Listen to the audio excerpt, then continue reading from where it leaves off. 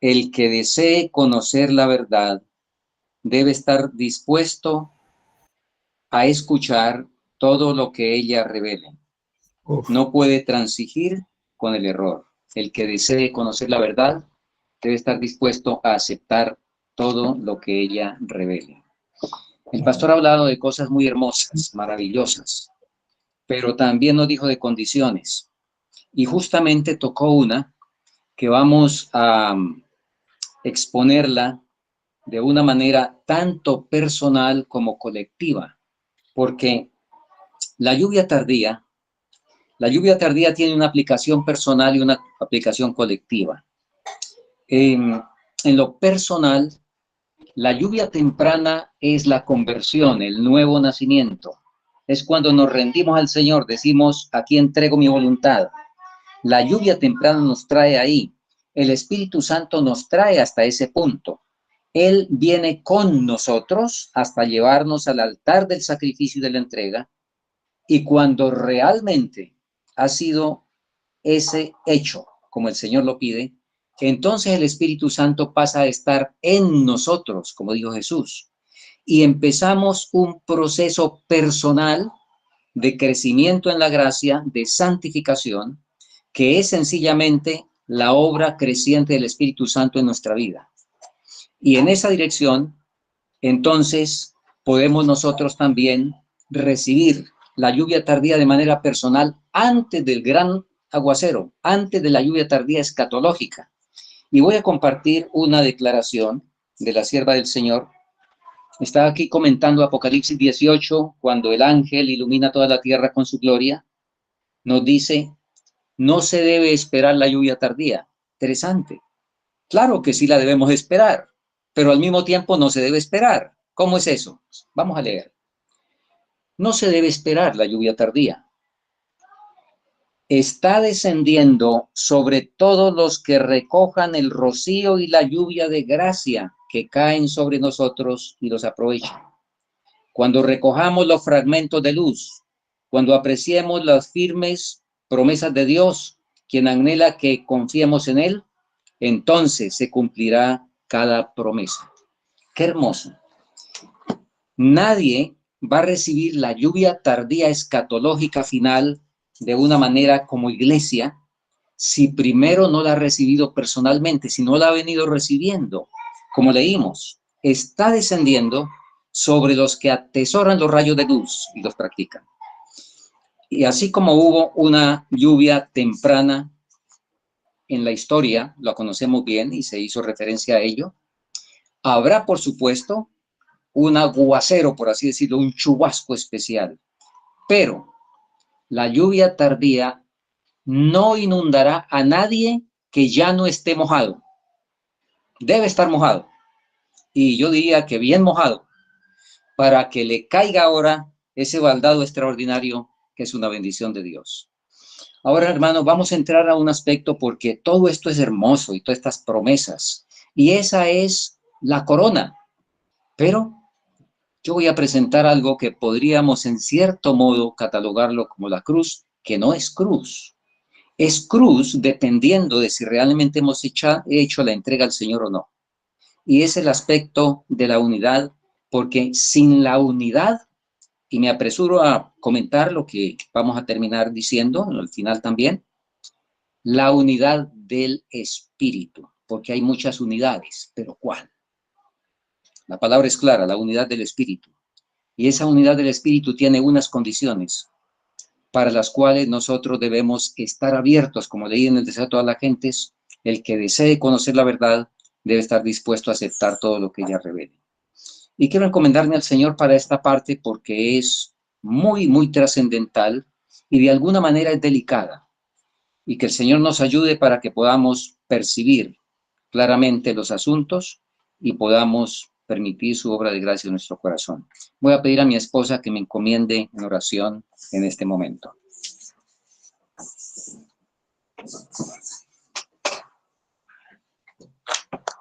Nuestro buen Padre Celestial, estamos de rodillas delante de ti en nuestra necesidad y en la esperanza de que tu misericordia, tus rayos de luz de tu Espíritu Santo inunde nuestras mentes y nuestros corazones. Haznos sensibles a la voz de tu palabra, haznos hacedores de ella y que podamos ser también portavoces de ella. Dejamos en este momento en tus manos el tema que se va a tratar para que tu Espíritu Santo dirija las palabras de mi esposo y puedan caer en terreno ávido para dar fruto a 100. Gracias porque tú nos escuchas y gracias porque estarás en cada mente y cada corazón de los oyentes en esta hora. Lo agradecemos en la sangre de Jesús. Amén. Amén. La unidad. Y vamos a ir adelantando muy bien. Necesidad perentoria para recibir la lluvia tardía. Y vamos a una definición que es del diccionario, pero es muy interesante porque es muy elocuente. La unidad es la propiedad de todo ser, en virtud de la cual no puede dividirse sin que su esencia se destruya o se altere. Qué interesante, y creo que es muy precisa. Propiedad de todo ser, en virtud de la cual no puede dividirse sin que su esencia se destruya o se altere. Y siguiente, qué definición tan apropiada para caracterizar la iglesia fiel, porque la iglesia es plural. Un solo individuo no puede ser iglesia. Jesús dijo, donde estén 2 o 3 en mi nombre, y les recuerdo, deseo a toda la gente, es página 621, que cuando Jesús dijo en mi nombre, no es que sencillamente lo nombráramos, como lo nombran todas las 7 mujeres, de Isaías 4:1, sino que en su nombre significa manifestar su espíritu, poseer su carácter y hacer sus obras. Cuando en esa dirección estamos moviéndonos, entonces somos iglesia y hay una unidad en el espíritu. Avanzamos.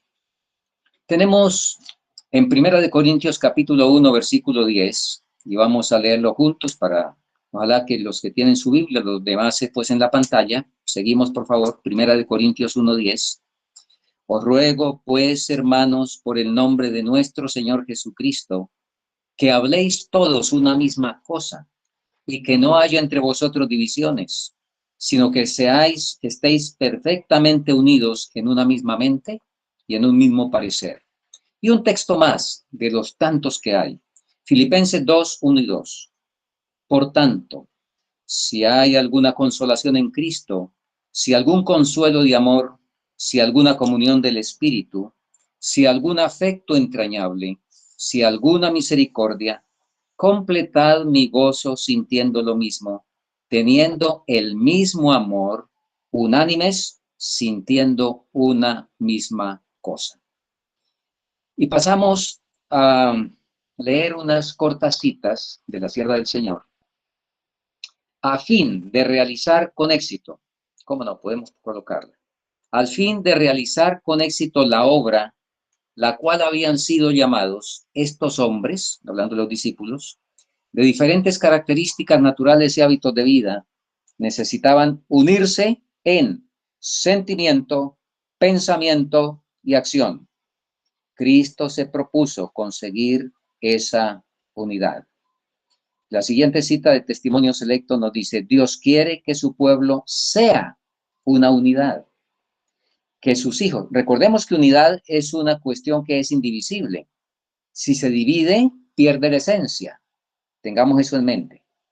Dios quiere que su pueblo sea una unidad, que sus hijos tengan un mismo parecer, un mismo ánimo y un mismo criterio.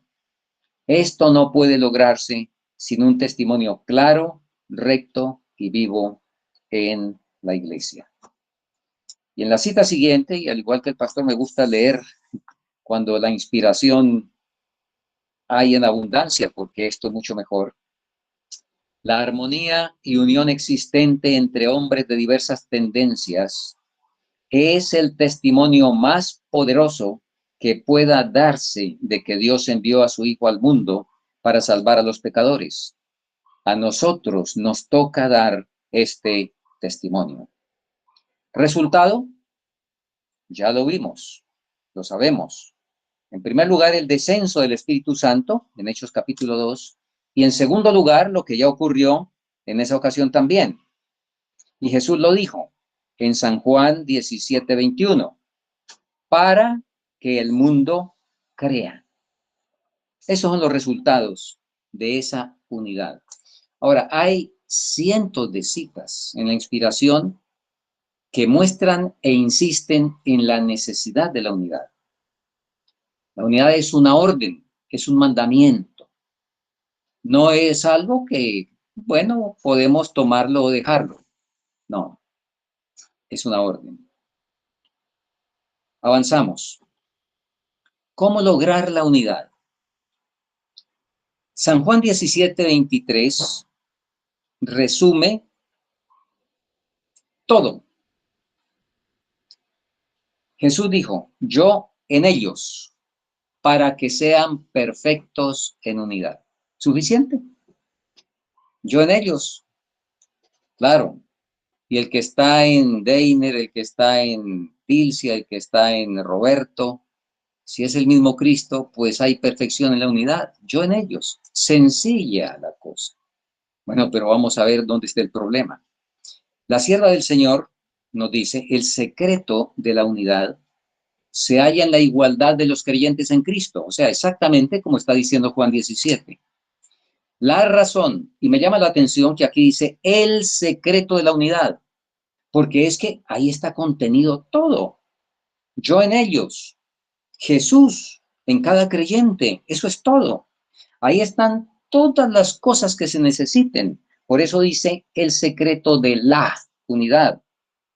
Y en su contraparte, la, otra vez también singular, la razón de toda división, discordia y diferencia se halla en la separación de Cristo. Cristo es el centro hacia el cual todos debieran ser atraídos. Bien.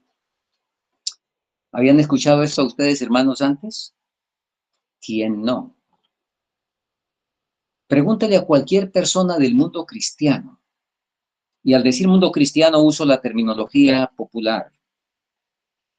Pregúntele a cualquier católico, a cualquier evangélico de las diferentes denominaciones. Y dirá exactamente lo mismo. El Papa ha dicho esto. Todos han dicho esto. Nosotros, por supuesto, también decimos esto porque ahí está en la palabra. Pero, queridos hermanos, y aquí entramos a algo, y como dije antes, esta quizá es la parte neurálgica, porque necesitamos, como hemos dicho en ocasiones anteriores, hacer frente a los asuntos como son, como la palabra nos los presenta. Y con el remedio que nos da la palabra expone los males. La palabra corta, pero corta, como vimos en una ocasión anterior, corta para sanar. Se usa el bisturí de cirujano. El Espíritu Santo usa el bisturí de cirujano, no el puñal del carnicero.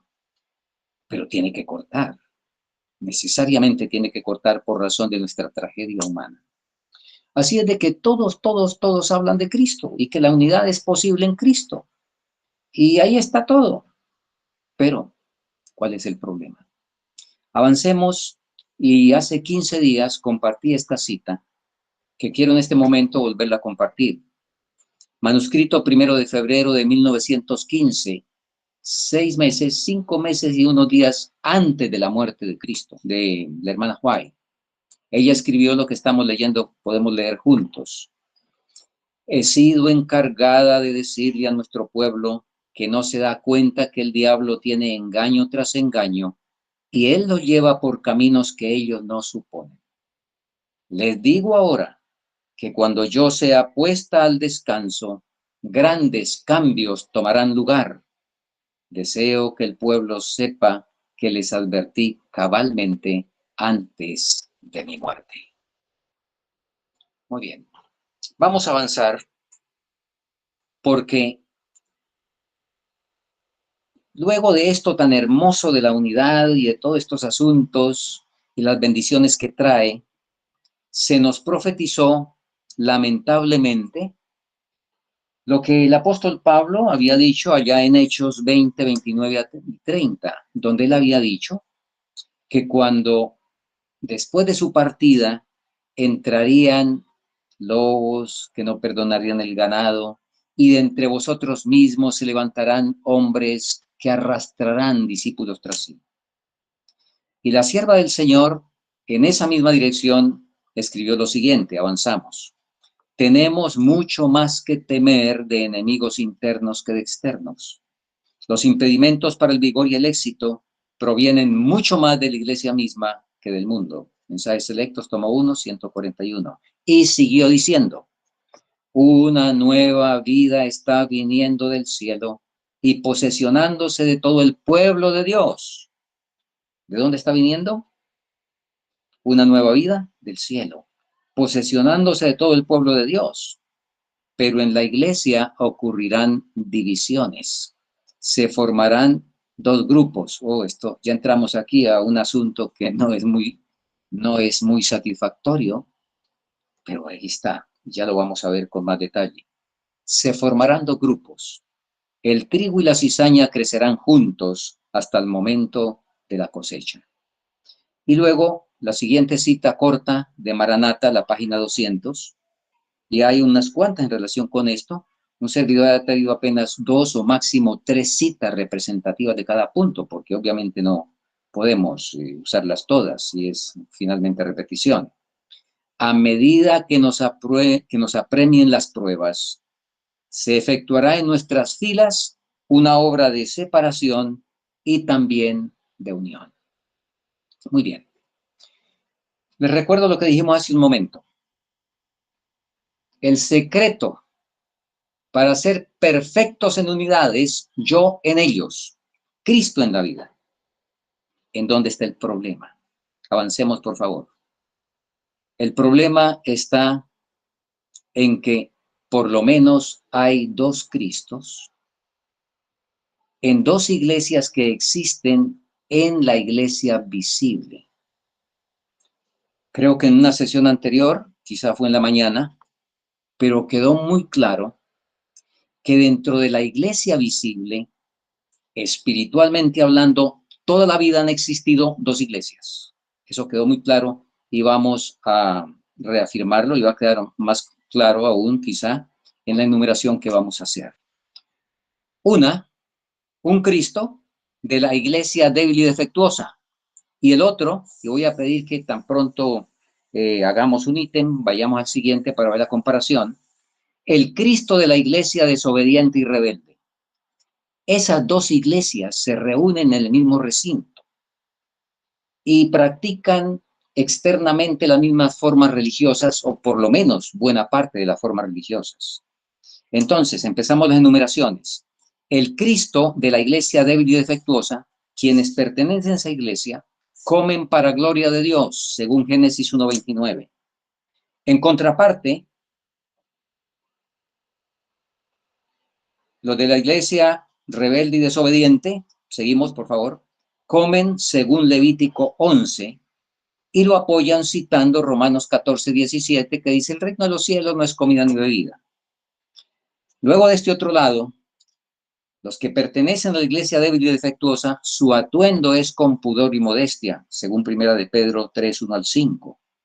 En la contraparte tenemos que dicen, Dios mira el corazón y no la ropa, y se cita Primera de Samuel 16:7.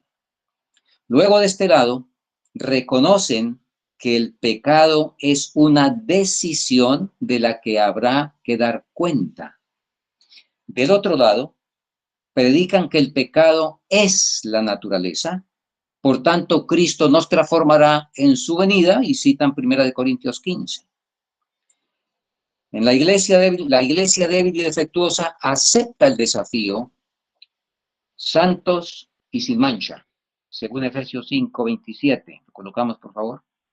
Y en la contraparte se dice, es imposible ser santos porque tenemos naturaleza pecaminosa. Y seguimos, no hemos agotado la enumeración, pero seguimos. En la iglesia débil y defectuosa tenemos que Jesús se acepta y se dice, se predica, Jesús tuvo una naturaleza caída, o la naturaleza caída de Adán. Vivió sin pecar y nos muestra que eso es posible. La contraparte, la iglesia desobediente y rebelde, se dice Jesús nació con la naturaleza no caída de Adán. Por eso no puede pedirnos vencer el pecado. Y el punto siguiente, por ser muy práctico, me voy a detener un poquito. La iglesia débil y defectuosa rechaza toda competencia, ya sea en la cancha o en el templo, porque entienden que la competencia es la génesis del misterio de iniquidad. La contraparte dice que podemos participar de competencias deportivas y mucho más de concursos bíblicos. Hermanos, permítanme aquí una ilustración vigorosa, una metáfora, una ilustración. La competencia es un cerdo, de acuerdo a la palabra del Señor. Y los cerdos son inmundos. No interesa si se está embarrado en la cancha con un balón o se está en el templo perfumado compitiendo con una Biblia. La competencia es un cerdo. Los efectos que hace sobre el carácter son monstruosos. Eso de querer ganarle a otro, eso de querer ser el primero. Nótese, los discípulos no pudieron recibir el Espíritu Santo mientras estaban compitiendo a ver quién iba a ser el primero. Este es un asunto que lamentablemente falta el discernimiento espiritual. Seguimos. La iglesia débil y defectuosa rechaza la música con ritmos mundanos, los que sean románticos, rock, rancheras, baladas, etc. En la contraparte se dice, Dios acepta cualquier ritmo musical, lo que importa es la letra y el espíritu. Seguimos con la enumeración. En la iglesia débil y defectuosa se acepta y se defiende lo que la sierva del Señor definió como la verdad presente, estructurada de 1844 a 1888. En la contraparte, defienden la corrupción de la verdad que vimos hace 15 días en el capítulo del zarandeo. Defienden la corrupción de la verdad que ocurrió a partir de la década de 1950. La iglesia débil y defectuosa es la iglesia que, cuando sea zarandeada por la prueba dominical, parece que cae, pero no caerá. Es el trigo que será juntado en el granero del Señor. Pero en la contraparte, y esto también lo vimos hace 15 días, por lo menos en parte, la cizaña, bajo la prueba dominical, no será zarandeada ni trillada porque no tiene nada que probársele. La parábola es clara que la cizaña no sufre ni trilla ni zarandeo, sino que es atada en manojos para ser quemada. Y vamos a seguir avanzando. En la iglesia débil y defectuosa, el principio rector de la vida de esos miembros que pertenecen a esa iglesia es 1 Corintios 10:31. Todo lo que se haga, si comen, si beben o si hacen cualquier otra cosa, para la gloria de Dios. La contraparte dice, la religión tiene su lugar, no hay que ser fanático ni extremista, hay que ser equilibrado. Pauso aquí un poco. Claro, por supuesto, debemos ser equilibrados. Pero yo pregunto, ¿quién tiene el equilibrio? ¿Quién de los que nos conectamos aquí en los redimidos tiene el equilibrio? ¿Quién? Ninguno. El equilibrio está aquí. Aquí está el equilibrio. Porque los seres humanos, y para tomar una ilustración de esto, del equilibrio y del fanatismo, el que come todo lo que se mueve ve como exagerado o fanático o desequilibrado al que come según Levítico 11. El que come según Levítico 11 ve como desequilibrado el que no come Levítico 11, pero todavía participa de los derivados de la carne. Y el que participe en los derivados de la carne ve como fanático o extremista al que practica Génesis 1:29. ¿Cuál de todos tiene la razón? La razón la tiene la palabra. El equilibrio que está es en la palabra. Y la palabra es muy clara. en los diferentes aspectos. Muy bien, seguimos. En la iglesia débil y defectuosa están los que trajo el Señor y entregaron la voluntad. En la iglesia desobediente y rebelde están los que trajo Satanás y que fueron sepultados vivos, según dice Testimonios para Ministros, página 46, y el comentario inspirado de Romanos capítulo 6. En la iglesia débil y defectuosa están los que son los amigos de Jesús, según San Juan 15:14.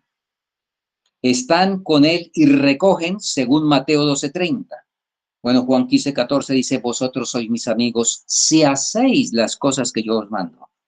Mateo 12:30 dice, el que no está conmigo, contra mí es, y el que conmigo no recoge, desparrama. Eso es lo que se hace en la contraparte. Y a ver, terminemos con esta enumeración, que no es exhaustiva, por supuesto, pero que es representativa. La iglesia débil y defectuosa pregona la unidad que dice Efesios 4:3. Es la unidad del Espíritu, solícitos en guardar la unidad del Espíritu. Es que no la tienen que producir, la reciben. La unidad es algo que se recibe del Espíritu Santo. La contraparte pregona la unidad bajo normas humanas. Y finalmente, algunos de los miembros de la iglesia adventista débil y defectuosa. Porque, a ver, hermanos, pongamos el nombre. Aquí estamos hablando de la iglesia adventista total, que contiene dos iglesias distintas espiritualmente. Entonces, la iglesia débil y defectuosa, que es distinta de la desobediente y rebelde, a veces revolvemos las citas y la aplicamos a la una, y sobre todo, la iglesia desobediente y rebelde se apropia de las citas de que, aunque débil y defectuosa, se apropia de las citas que no le pertenecen.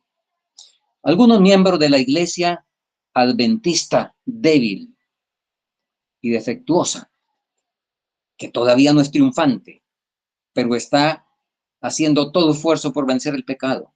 Algunos miembros de esa iglesia son Abel, Enoc, Abraham, Jacob, Esther, José, los profetas, los apóstoles, Elena de White, Carlos Fish y Levi Stockman, que la hermana White lo vio en el cielo. Qué cosa tan hermosa, ¿verdad? Y nombremos algunos miembros de la otra iglesia, de la adventista desobediente y rebelde. A esa iglesia pertenecen Caín, Lamec, Cam, Saúl, Jeroboam, el sacerdote Ananías, Anás, Caifás, Ananías y Zafira, Dudley Canray, para ir a nuestro tiempo de los primeros años adventistas, y Albion Ballinger. La pregunta es, ¿acaso podrá haber unidad entre estas dos iglesias? Coloquen eso, por favor, allí la pregunta. ¿Acaso podrá haber unidad entre estas dos iglesias? Aquí respondemos como responde Pablo, megenoito, en ninguna manera. Imposible que haya la unidad que puede recibir que se requiere para recibir la lluvia tardía, para recibir el Espíritu Santo. Imposible que haya unidad en estas dos iglesias, espiritualmente hablando. Ahora, recuerde que estamos desarrollando lo que la sierva del Señor lamentablemente profetizó. Ocurrirán divisiones, surgirán dos grupos, ¿verdad? Les dije que no era agradable ventilar esto. Pero, ¿por qué el Señor lo ha revelado? Seguimos, por favor. El conflicto cósmico lo encontramos en dos citas siguientes. Avancemos, por favor. En dos citas siguientes, que dicen lo siguiente. Por un lado, la armonía y la unión existente entre hombres de diversas tendencias es el testimonio más poderoso que pueda darse de que Dios envió a su Hijo al mundo para salvar a los pecadores. A nosotros nos toca dar este testimonio. Consejos para la Iglesia, página 78. Ahora, eso que es el testimonio más poderoso y que Satanás ya tiene experiencia porque en la época primitiva ese testimonio poderoso inundó el mundo. Entonces, ¿cómo responde Satanás? Leamos. Satanás lo comprende muy bien. Nunca estuvo más resuelto que ahora a anular la verdad de Dios, causando amargura y disensión entre el pueblo de Dios. Qué conflicto. El príncipe del mal, leímos, disputa cada pulgada. Y ahora, avanzamos para leer lo siguiente. Dios está conduciendo a un pueblo para que se coloque, escuchemos, en perfecta unidad sobre la plataforma de la verdad eterna. Cristo dijo, yo soy la verdad y la vida. Por eso, cuando Él dijo, yo en ellos, ahí incluye todo, pero por si acaso vamos a destacar dentro de ese todo que es Jesús, el verdadero Jesús de la Escritura. Desde el punto de vista ahora doctrinal, Dios está conduciendo a un pueblo para que se coloque en perfecta unidad sobre la plataforma de la verdad eterna. Cristo se dio a sí mismo al mundo para que pudiese limpiar para sí un pueblo propio, celoso de buenas obras. Dios quiere que sus hijos lleguen ¿a cuál unidad? A la unidad de la fe. Pero hay problemas. Y leemos en Conflicto de los Siglos la cita siguiente, en la página 429, donde se desdeña o desprecia la verdad divina. La iglesia se verá envuelta en tinieblas. La fe y el amor se enfriarán y entrarán el desvío y la disensión. ¿Dios quiere que eso ocurra? ¿Acaso es que alguno querrá que, bueno, posiblemente alguien desviado querrá que esto ocurra? Pero de manera normal, natural, no quisiéramos, nadie quisiera que esto ocurra. Pero es que hay causas y efectos que no se pueden evitar. Donde se desdeña o desprecia la verdad divina, la iglesia se verá envuelta en tinieblas y los resultados, ¿cuáles serán? Se enfriarán el amor y la fe y entrarán el desvío y la disensión, lo contrario de la unidad exactamente. Ahora, vamos a mirar, hermanos, dos efectivísimas armas satánicas para causar división. Las agrupé en dos. Podemos detallar no sé cuántas, pero coloqué dos áreas. La primera, el área personal. Aprovechando Satanás nuestra naturaleza caída, entonces él explota mucho eso para causar división. Y leemos, fueron el orgullo y la ambición albergados en el corazón de Satanás los que le desterraron del cielo. Estos males están profundamente arraigados en nuestra naturaleza caída. Y si no se suprimen, predominarán sobre toda cualidad buena y noble y producirán la envidia y la disensión como funestos resultados. No tenemos que ir por allá, no tenemos que viajar a la iglesia para encontrar causas de división. Las primeras las tenemos aquí adentro, la naturaleza caída. Y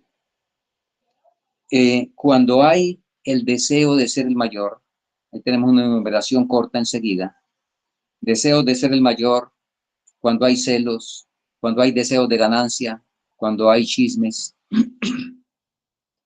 ¿Será que eso causa división? Cuando hay contiendas, conflictos, calumnias, etcétera. Claro. Así es de que no nos vamos a detener más en esta área personal. Es sumamente obvia. Y vamos a revisar ahora el área eclesiástica en la siguiente diapositiva. Y en el área eclesiástica vamos a enumerar 5 aspectos. Número 1, herejías. Número 2, corrupción de la verdad. Número 3, diferencias de doctrina y práctica de los dirigentes. Número 4, miembros que se oponen a Dios. Número 5, la impropia legislación eclesiástica. No vamos a detenernos en las dos primeras porque hace 15 días al tratar el zarandeo, justamente vimos que entre las causas del zarandeo estaban las herejías y la corrupción de la verdad. Y son las mismas causas, por supuesto, que producen división. Hermanos, no quisiéramos comentar quizá los puntos siguientes y sobre todo el siguiente punto. Pero hermanos, está revelado. Y si el Señor lo ha revelado, el Señor quiere que conozcamos toda verdad, porque conoceréis la verdad y la verdad os hará libres. Así es de que vamos entonces ya viendo en la sesión anterior, visto los dos primeros puntos, a seguir con el tercero. Como causa de división, las diferencias, avanzamos, en doctrina y práctica entre los dirigentes. En San Lucas 17:1, y el texto va a aparecer, dijo Jesús a sus discípulos: imposible es que no vengan tropiezos, mas ay de aquel por quien vienen. La sierva del Señor, qué armonía entre la ley y el testimonio, escribió lo siguiente, y lo leemos de Mensajes Selectos, el tomo 2, la página 206. Nuestros miembros de iglesia ven que hay diferencia de opinión entre los dirigentes y ellos mismos entran en controversias acerca de los temas en disputa. Nosotros vimos en el cuadro comparativo, y esto está escrito también para que lo vean, vimos en el cuadro comparativo de las dos iglesias algunas diferencias doctrinales, tales como el pecado, la naturaleza humana de Cristo, la justificación por la fe. Bueno, algunas de esas las habíamos mencionado en la sesión anterior. Para citar las más relevantes, de diferencias que hay entre nuestra teología, entre los dirigentes a nivel de teología. Y para no mencionar los problemas de evolución que tenemos en cátedras en algunas de las universidades del así llamado primer mundo. Pero vamos a avanzar en asuntos prácticos y concretos que competen a nosotros hoy. Avanzamos, por favor. Y no requiere mucha explicación la cita siguiente, la siguiente diapositiva. ¿Por qué es que algunos de nuestros hermanos que ministran manifiestan tan poco interés en la reforma pro salud? Es porque la instrucción sobre la temperancia en todas las cosas se opone a su práctica de complacerse a sí mismos. En algunos lugares, esta ha sido la gran piedra de tropiezo en la tarea de hacer que el pueblo investigue, practique y enseñe la reforma pro salud. Ningún hombre debe ser consagrado como maestro del pueblo, mientras su propia enseñanza o ejemplo contradiga el testimonio que Dios ha dado a sus siervos para que presenten con respecto al régimen, porque esto traerá confusión. Su falta de consideración por la reforma pro salud lo descalifica para presentarse como mensajeros del Señor. Hermanos, estamos en el fin. La sierva del Señor escribió por allá en manuscritos liberados, creo que es el tomo 1 o el 2, no recuerdo, que un miembro después de 2 meses de estar bautizado debe estar dispuesto a escuchar toda verdad. Ahora, ¿por qué estamos trayendo esto? No queremos, líbrenos el Señor, de querer usar el puñal del carnicero. Tampoco somos nosotros los que tenemos que empuñar el bisturí del cirujano. Pero la palabra del Señor es la que determina las cosas. Y nosotros necesitamos entender, repito, cuáles son las causas de división. ¿Para qué? Para evitarlas. Para rogarle al Señor que nos libre de esas cosas, para tomar nuestras posiciones personales en relación con las cosas que encontramos en el templo. Porque déjeme comentar, ¿cuál fue la segunda tentación de Jesús? ¿O lo llevó a la parte alta del templo? Cuando usted va a Sodoma y Gomorra, usted le echa llave al vehículo, le echa todos los seguros y le pone las alarmas porque está en Sodoma y Gomorra. Pero cuando llega a Jerusalén, usted se relaja y más todavía si es en el templo de Jerusalén. Por esa razón el Señor nos advierte. Y lo que acabamos de leer es un asunto que el Señor quiere que nosotros entendamos para también nosotros ayudar en lo que podamos ayudar a nuestros hermanos que dirigen. Sigue diciendo la sierva del Señor lo siguiente. Bueno, en esta cita nos dice que ese problema de no practicar la reforma por salud causa confusión. Y avanzando en la siguiente diapositiva, nosotros sabemos que la confusión tiene una hermana siamés, que es la división. Y por ello es que el cielo, pues, toma las medidas apropiadas para evitar esto. Y el apóstol Pablo dijo algo en Tito 3:10, que ustedes lo pueden leer ahí en la pantalla. Y entonces, esto es amonestación especialmente para quienes tienen autoridad y puedan entonces hacerlo mejor para la iglesia del Señor. Tanto la cita de Tito 3:10 como la que de Joyas de los Testimonios, siguiente, el tomo 2, la página 505. Muy bien. Nosotros entonces seguimos, por favor. Seguimos.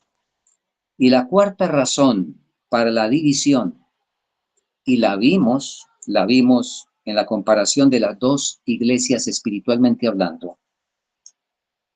La sierva del Señor nos dice, miembros que se oponen a Dios. La rebelión en la iglesia la ocasionan los miembros que se oponen a Dios y a las condiciones que Él estableció para la salvación. Oh, entonces el problema de división no lo causan los obedientes, lo causan los desobedientes. Leemos la inspiración. Al ceder al pecado, los hombres dan a Satanás acceso a sus mentes y avanzan de una etapa de la maldad a otra. Al rechazar la luz, la mente se oscurece y el corazón se endurece, de tal manera que le resulta más fácil dar el siguiente paso en el pecado y rechazar una luz aún más clara, hasta que por fin sus hábitos de hacer el mal se hacen permanentes. El pecado pierde para ellos su carácter inicuo.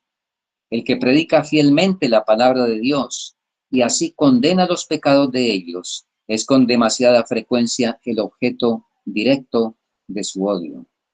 Y sigue la cita diciendo, como Coré, declaran que el pueblo no tiene la culpa. Quien lo reprende es causa de toda la dificultad. El pastor Deiner, en los mensajes de los 13 días, nos recordó en el tiempo del profeta Elías, quién era el que turbaba a Israel, ¿verdad? Pero ¿quién acusó a quién de turbar a Israel? Bueno, eso ha ocurrido en toda la historia. Aquí esta cita nos está recordando eso. Y el deseo de toda la gente es página 271. Nos dice que mientras los que se entregan a la influencia del Espíritu Santo empiezan a guerrear contra sí mismos. Queridos hermanos, hemos leído algunas cosas que están quizá fuera de nosotros, pero por favor, ¿qué le preocupa más a usted? ¿Esto que estamos leyendo que está fuera de nosotros, que está quizá en dirigentes o demás? ¿O le preocupa más el que todavía no ha ganado victoria sobre el mal genio? Victoria sobre la falta de dominio propio, victoria sobre el apetito. ¿Qué nos debería preocupar más? ¿En qué nos deberíamos ocupar? Bueno, el Señor nos da un cuadro completo, pero no olvidemos, hay prioridades a las cuales debemos atender. Y esto es lo que debe hacer quien realmente está entendiendo el mensaje. Mientras que los que se entregan a la influencia del Espíritu Santo empiezan a guerrear contra sí mismos, los que se aferran al pecado combaten a la verdad y a sus representantes. Así se crea disensión y los seguidores de Cristo son acusados de perturbar a la gente. Bien, pasamos al siguiente punto. Y yo espero que mis hermanos están entendiendo lo que queremos transmitir. Porque debemos conocer la verdad tal como está en Jesús.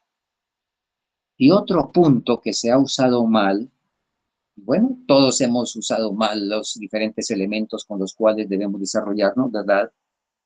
Pero que ha sido también problema de división es la impropia legislación eclesiástica. Y solamente voy a comentar aquí un detalle de historia que creo que es muy oportuno que los hermanos entiendan lo que vamos a decir con esta diapositiva.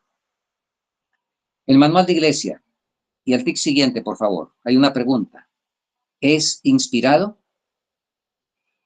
Me gustaría escuchar opiniones.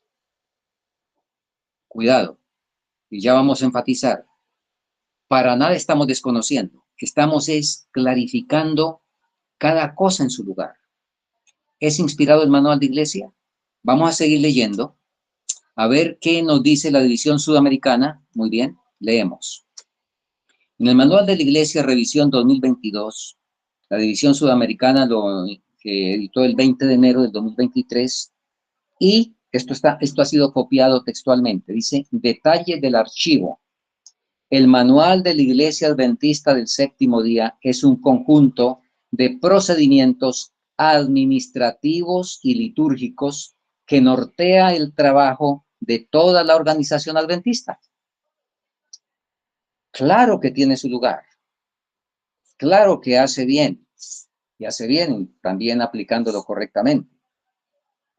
Pero nosotros, como inspiración, tenemos solamente esto.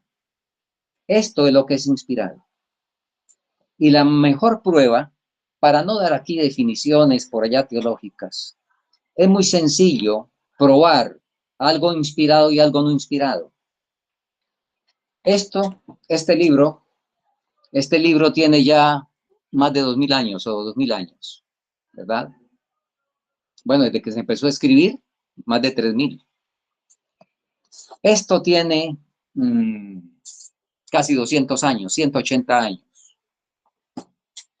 ¿Cuándo se ha tenido que cambiar, modificar y adaptar? Bueno, adaptar en el lenguaje quizá, pero el mensaje de esto, ¿cuándo se ha tenido que alterar? Nunca. La palabra de Dios permanece para siempre porque es inspirada por Dios.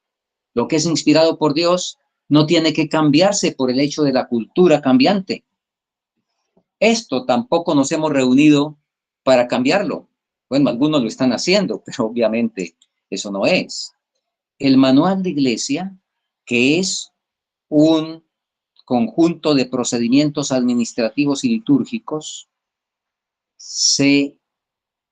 hay una reunión cada 5 años en toda conferencia general para reevaluar, para ver qué se le cambia, para ver qué se actualiza del manual de iglesia. De paso, el primer manual de iglesia se hizo en 1932, 16 años después que muriera la hermana Juárez. Entonces, hermanos, tengamos claridad en esto. Insisto, por favor, no estamos aquí devaluando o desconociendo el manual de iglesia, pero estamos diciendo que no es inspirado porque es un conjunto de asuntos administrativos, de acuerdo a lo que hemos leído. Bien, hermanos, dentro de ese mismo marco, y vamos a este último punto, y con esto vamos a estar terminando prácticamente. Primera de Pedro, capítulo 5, versículos 1 al 3. Nos dice algo muy importante. Nos habla, dice, ruego a los ancianos, yo también anciano entre vosotros, que administréis la grey de Dios, no teniendo señorío, no con violencia, no, sino con bondad, con amor. La sierva del Señor nos dice lo siguiente, Testimonios para Ministros, página 76. Los hombres finitos deben cuidarse de tratar de controlar a sus semejantes, ocupando el lugar asignado al Espíritu Santo. Aquí habla de hombres finitos, los que sean, ¿sí? Apliquémoslo a nivel nuestro, de hogar, en fin, en todos los niveles. Estos hombres, y por supuesto aquí está hablando sobre todo del cuerpo ministerial en este caso, Estos hombres dan evidencia de falibilidad en muchísimas maneras. Trabajan guiándose por principios que la palabra de Dios condena. Lo que me conmueve hasta lo más profundo de mi ser es que ellos suponen, y me hace sentir que sus obras no son las obras de Dios, es que ellos suponen que tienen autoridad para gobernar a sus semejantes. El Señor no les ha dado más derecho a gobernar a otros que el derecho que ha dado a otros para gobernarlos a ellos. Los que pretenden controlar a sus semejantes toman en sus manos finitas una tarea que recae solamente sobre Dios. Importante eso. Repito, al nivel que nosotros estemos. Y seguimos leyendo en Hechos de los Apóstoles, página 133. Los que se inclinan a considerar su juicio individual como supremo están en grave peligro. Es el plan estudiado de Satanás separarlos de aquellos que son canales de luz, descuidar o despreciar a aquellos a quienes Dios ha señalado para llevar las responsabilidades de la dirección en relación con el avance de la verdad, es rechazar los medios que Dios ha dispuesto para ayudar, animar y fortalecer a su pueblo. Y en esta época se necesitan hombres que no traicionen la verdad, que no se sometan a ningún líder sino a Dios. Cuidado. ¿De qué líderes habla aquí? ¿Y cuál es la salvedad para esta? Escrito en la carta primera del 12 de octubre de 1875. La cita siguiente, por favor. En esta época se necesitan hombres que no traicionen la verdad, que no se sometan a ningún líder sino a Dios. Obviamente, es cuando un líder está hablando distinto y en contra de lo que Dios dijo, por supuesto. Porque si es aquellos a quienes Dios ha señalado, es nuestro deber prestar atención, prestar colaboración, dar apoyo y obedecer en lo que esté en armonía con la palabra del Señor. Muy bien, vamos ya terminando. Y al comenzar comentamos que la verdadera unidad es la del Espíritu. En Efesios 4:3 leemos, solícitos en guardar la unidad del Espíritu en el vínculo de la paz. Poniendo empeño en conservar la unidad del Espíritu con el vínculo de la paz. Y nos dice la cita inspirada, el derramamiento del Espíritu en los días de los apóstoles fue comienzo de la lluvia temprana y gloriosos fueron los resultados. Hasta el fin del tiempo, la presencia del Espíritu ha de morar. ¿Con cuál iglesia? Estamos leyendo con la iglesia fiel. Déjenme comentar rápidamente. Esto de guardar la unidad del Espíritu. Romanos 8:16 dice, todos los que son guiados por el Espíritu de Dios, los tales son hijos de Dios. Y esos hijos de Dios, nos dice Juan 1:12 y 13, que fueron los que fueron engendrados no de carne y sangre, sino de Dios. En otras palabras, el nuevo nacimiento. La unidad del Espíritu solamente opera en la gente que ha nacido de nuevo. Solamente en esa gente es que opera la unidad del Espíritu. Quien no ha nacido de nuevo no puede participar de la unidad del Espíritu, de la verdadera unidad. Ahora la bendición es que puede en un momento tomar la decisión. Si es que se ha estado militando en la iglesia desobediente y rebelde, pasarse, qué bendición la del Señor, pasarse a la iglesia que es débil y defectuosa y que va a ser la iglesia que no caerá, como ya vimos. Muy bien, finalmente leemos, el secreto de la unidad se halla en la igualdad de los creyentes en Cristo. Y esto ya lo vimos antes. La razón de toda división, discordia y diferencia se halla en la separación de Cristo. Pero ya estipulamos y vimos, ¿verdad? La cuestión de comparativa de los dos Cristos, que lamentablemente los hay. Ahora, Cristo demanda, esto ya lo comenté. Cristo ordena, es un mandamiento. Cristo demanda unidad, pero no nos demanda que nos unamos en prácticas erróneas. El Dios del cielo traza un nítido contraste entre las puras, elevadoras y ennoblecedoras verdades y las falsas doctrinas que descarrían. Insto a nuestros hermanos a que se unifiquen en una base verdaderamente bíblica. Y quiero terminar con algo que no debo dejar pasar de ninguna manera. Entonces vimos que para participar de la unidad divina, repasando en la siguiente diapositiva, se dividió en dos, pero realmente es una sola razón, una sola causa. Cristo en el corazón de cada creyente, pero también vimos anclaje en la plataforma de la verdad eterna. Ahora, el secreto de los discípulos para recibir la lluvia temprana fue, dice la sierva del Señor, poniendo aparte toda diferencia, todo deseo de supremacía, se unieron en estrecho compañerismo cristiano. En la diapositiva siguiente quiero colocar en nuestros términos esto, poniendo aparte toda diferencia. ¿En dónde se encuentra la iglesia que, aunque débil y defectuosa, es el objeto de suprema consideración divina? Y ahí coloqué una lista para hacerlo pertinente a nuestras situaciones. En la Iglesia Adventista del Séptimo Día, organizada en 1863 y reorganizada en 1901. En la Iglesia Adventista del Séptimo Día, movimiento de reforma que inició en 1914, pero fue organizado en 1925. O en la reforma que suscitó en 1951. ¿En dónde está la iglesia, aunque débil y defectuosa? ¿En los ministerios adventistas afiliados a la OSI? ¿O en los ministerios administrativamente independientes de la organización, pero que viven y defienden el mensaje adventista en su plenitud? ¿En cuál de esos? Hermanos, permítame hablar con toda sinceridad, pero con toda claridad.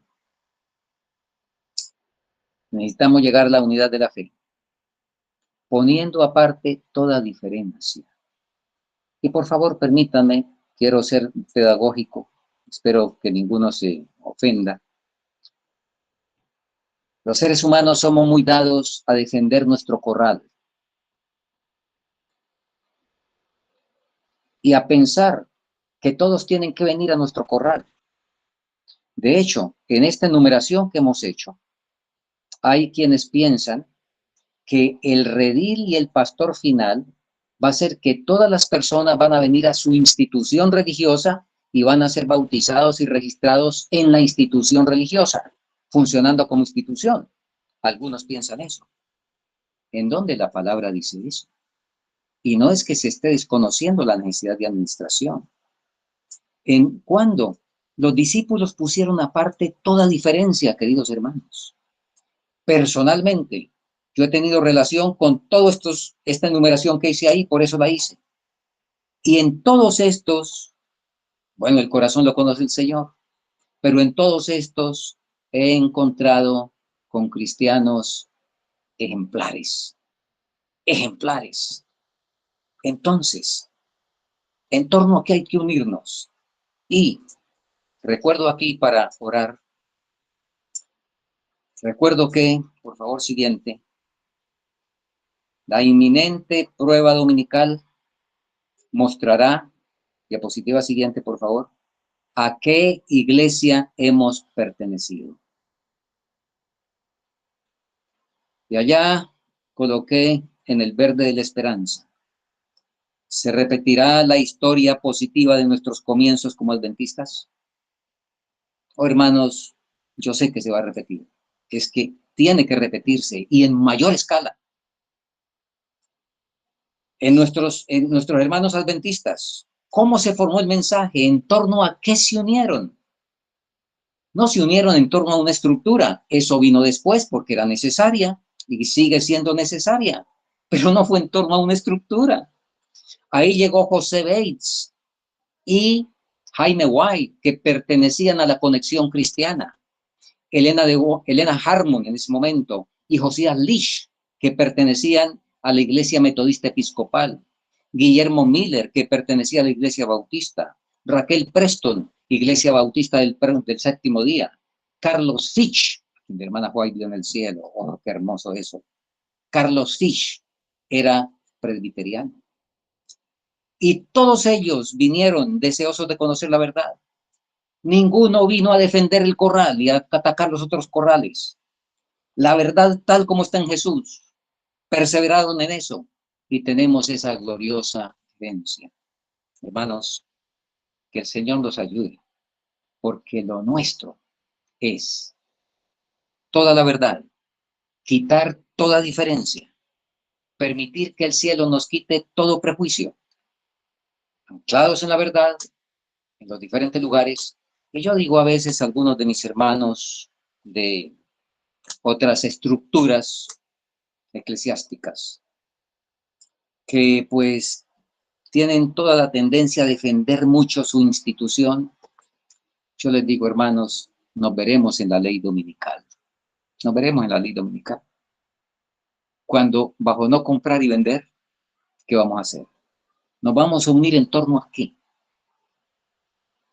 El Señor quiere que esa experiencia la empecemos hoy. Ya deberíamos estar caminando en la experiencia de unirnos realmente al Jesús de la Escritura y a toda verdad y considerar quien participa de eso como nuestro hermano. No interesa la circunstancia que no conocemos y que de pronto tenga. Creo, hermanos, que es oportuno, que ha llegado un momento para orar. Es oportuno que dediquemos unos minutos para orar. Y voy a sugerir a la hermana Sandra que dejemos la transmisión en silencio y voy a invitar a los hermanos, estamos en noche de vigilia, de oración, que podamos arrodillarnos y dedicar unos 2 minutos para orar. Yo tengo gran necesidad de orar para que el Señor me ayude, que su espíritu realmente esté en, no que esté por fuera. Tengo gran necesidad de ser una virgen prudente que tiene aceite en la vasija, en la vasija. No es suficiente con el aceite en la lámpara. La lámpara tiene un aceite general para todos, pero las prudentes se distinguieron de las fatuas porque todas tenían aceite en la lámpara, pero las prudentes tenían aceite en la vasija. Yo necesito urgentemente eso. Espero que mis hermanos me ayuden en oración por eso. Y que nos unamos juntos para decirle al Señor que queremos pertenecer a la iglesia que, aunque débil y defectuosa, pero sin embargo que es el objeto de suprema consideración de Dios. Esa iglesia que está recibiendo la lluvia tardía poco a poco, pero que va a recibir ese gran efluvio, ese gran aguacero para la gloria de Dios y para que Él pueda enviar a su Hijo y que se termine esta historia del pecado. Así es que vamos a arrodillarnos para orar donde estemos, con la familia, con los amigos, o si no, personalmente. Nuestro buen Padre Celestial, estamos de rodillas delante de ti en nuestra necesidad y en la esperanza de que tu misericordia, tus rayos de luz, de tu Espíritu Santo inunden nuestras mentes y nuestros corazones. Haznos sensibles a la voz de tu palabra, haznos hacedores de ella y que podamos ser también portavoces de ella. Dejamos en este momento en tus manos el tema que se va a tratar para que tu Espíritu Santo dirija las palabras de mi esposo y puedan caer en terreno ávido para dar fruto a 100. Gracias porque tú nos escuchas y gracias porque estarás en cada mente y cada corazón de los oyentes en esta hora. Lo agradecemos en la sangre de Jesús. Amén. Amén.